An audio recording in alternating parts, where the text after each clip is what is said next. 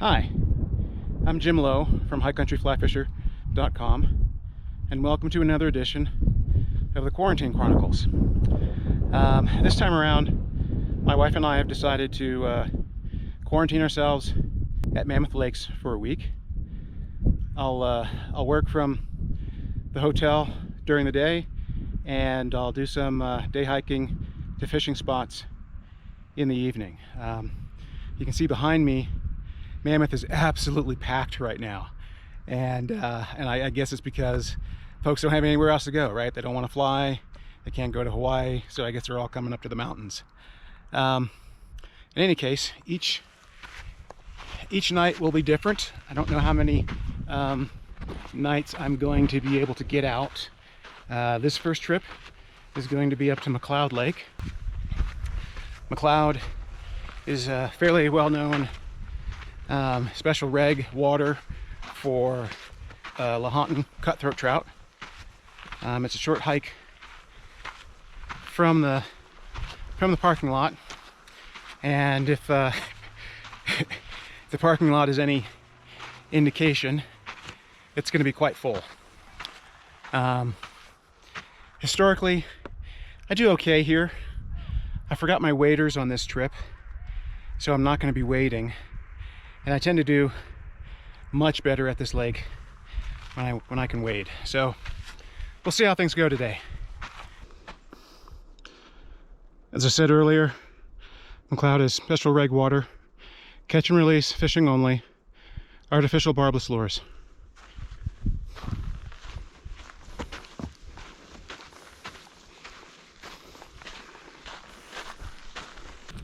So there's one thing I maybe should note about this trail. It's quite dusty. So if you're like me and you're someone that fights getting dust in their lungs and having asthma issues as a result, it's always a good thing to carry a buff. I typically carry a buff, but today I left the hotel without it. And so, after a short hike, I am at the lake. Like I said, special regulation waters.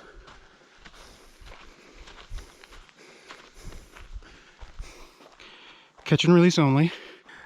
Word to the wise, if you're a poacher, this isn't the lake for you. They've got an angled survey box. So if you come up here and fish, please fill out the survey. It helps Fish and Game understand how the fish population is doing.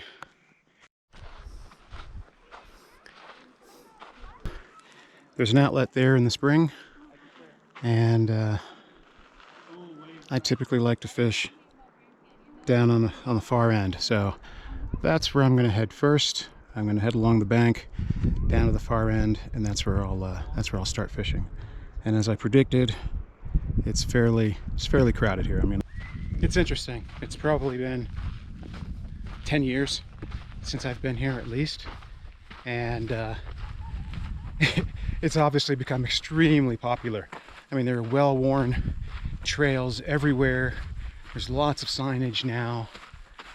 It's a small lake, so it's a good destination hike for folks. It only takes 15 or 20 minutes to hike up here. Okay, so I'm coming around to the cove that I like to fish.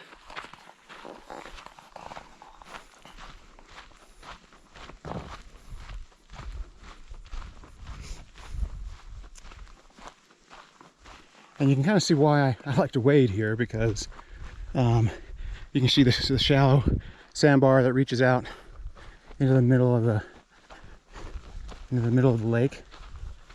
Where I've had success in the past is this little section here, when it was a little deeper, casting out into here. So you can see it's got a little drop off there, and you've got a big sandbar here, and it sort of comes around. So I think I'm going to set up here. I don't think I'm going to wade it first. I'm going to try to I'm gonna try to cast out over this little change in gradient, and we'll see how things go from there. If I need to, then yeah, I'll wade. But what I might do is I might go out along that bank first and try to come in from that side. I act like I'm not going to wade this, but who am I kidding? I'm absolutely going to wade this. So this is going to be one of those do as I say, not as I do moments. I'm at a lake that I'm somewhat familiar with. I didn't take the time to look at my notes to see what fly patterns have been successful here in the past. I do not see much insect activity, nor frankly am I taking a lot of time to find any insect activity. You know, it's late in the afternoon. Clouds on the horizon. I probably don't have much time to fish, so I'm just gonna go with my gut and play it by ear. I know this has been a good section for me in the past. I have confidence in starting off with a gold ribs hare's ear, and well, a beadhead gold ribs hare's ear, and a size 18 regular gold ribs hare's ear as the dropper. And so that's what I'll do. I'm going to start here. I'll make a few casts just to make sure that no cruising fish that I can't see, and then I'll go out to the point where it starts to drop off, and I'll start fan casting there. I'm going to get wet. If I don't start picking up fish, then then I'll move, and then I'll be a little bit more methodical.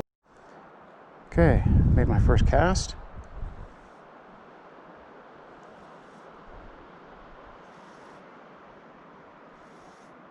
Just a slow strip pause. I didn't even let it count down, maybe 3 seconds. Water's cold, but not terrible.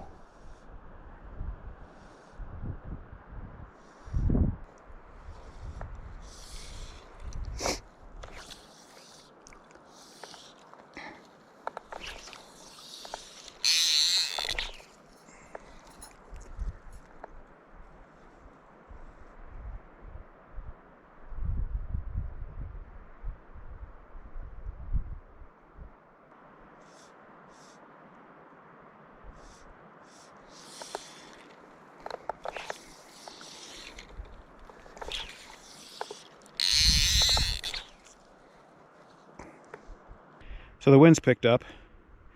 It's about 5:45, and what I think I'm going to do is I'm going to put my jacket on. I'm going to finish fishing this flat, so I'll wade that for maybe 10 minutes, see if I can pick anything up, and then I'll get out of the water, try to dry out before it gets too cold, and then I'll just try to do some sight fishing around the bank. Well, change of plan. There's some kids that are on the same bank as I am, making their way towards me, so I figure I'll leave the flats to them, and I'll just mosey on. So I'm making my way down the bank, prospecting in likely areas.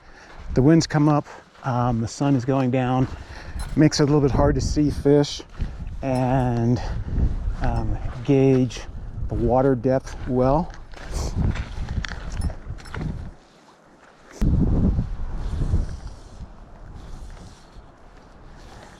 So the wind's really come up. I am waiting. I've got a little bit of the back cast.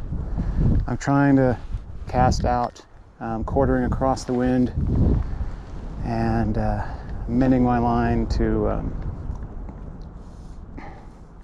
compensate. I'm not doing a great job of it.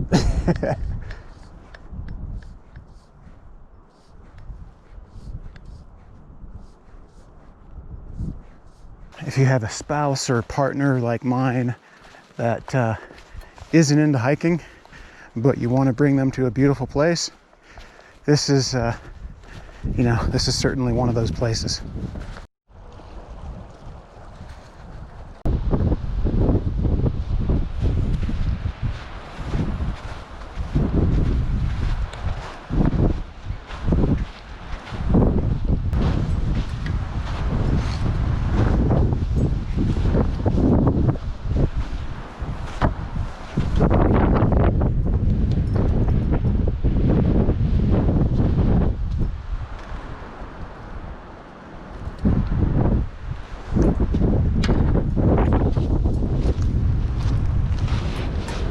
So I've walked around the entirety of the lake, and yeah, at this time of year, it's definitely not the lake where you want to forget your waders. Basically, you know, long, expansive flat to some drop-offs. I've never been here this late in the year. I'm usually here. Well, frankly, I'm usually here earlier in the season. Close to Memorial Day, if not on Memorial Day, depending on the snow situation. And so I've never actually seen the lake this shallow. There are quite a few people fishing it. Seems like nobody's caught any fish yet. Going back around to fish this portion of the lake that I didn't fish before. Back at the car. A pleasant but uneventful trip. But you know, sometimes fishing isn't about fishing. And this is definitely one of those times. Being up here and having views like this is what it's all about.